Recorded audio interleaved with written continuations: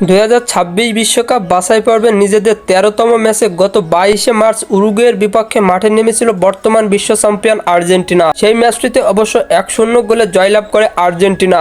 আর্জেন্টিনার হয়ে সেই গোলটি করেন আর্জেন্টিনার ছোট মেসি থিয়াগো আলমাদা, যা ছিল চলতি বিশ্বকাপ বাছাই পর্বে আর্জেন্টিনার নবম জয়।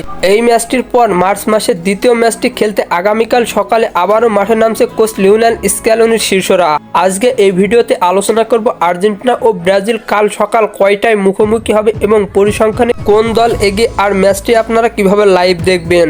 2026 বিশ্বকাপ বাছাই পর্বে নিজেদের 14তম ম্যাচে এবার ব্রাজিলের বিপক্ষে মাঠে নামবে 3বারের বিশ্ব চ্যাম্পিয়ন আর্জেন্টিনা। বর্তমানে কর্নিবল অঞ্চলের বিশ্বকাপ বাছাই পর্বের পয়েন্টস টেবিলে 13 ম্যাচে 9 জয় 3 পরাজয় এবং 1 ড্র নিয়ে মোট 28 পয়েন্ট নিয়ে পয়েন্ট টেবিলের শীর্ষে অবস্থান করছে আলবিসেলেস্তেরা।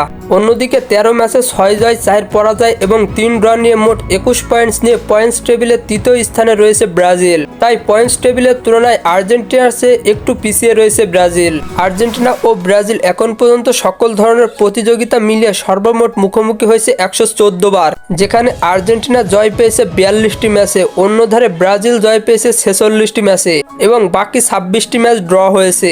তাই মুখোমুখি পরিসংখ্যান অনুযায়ী ব্রাজিলের চেয়ে একটু পিছিয়ে রয়েছে আর্জেন্টিনা।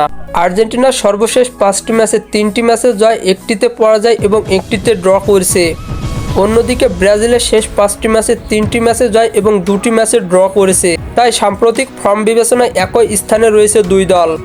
আর্জেন্টিনা বনাম ব্রাজিলের এই ম্যাচটি অনুষ্ঠিত হবে আগামীকাল সকাল 6টায়। এই ম্যাচটি অনুষ্ঠিত হবে আর্জেন্টিনার মাঠ স্টাডিও মাস মনুমেন্টাল স্টেডিয়ামে।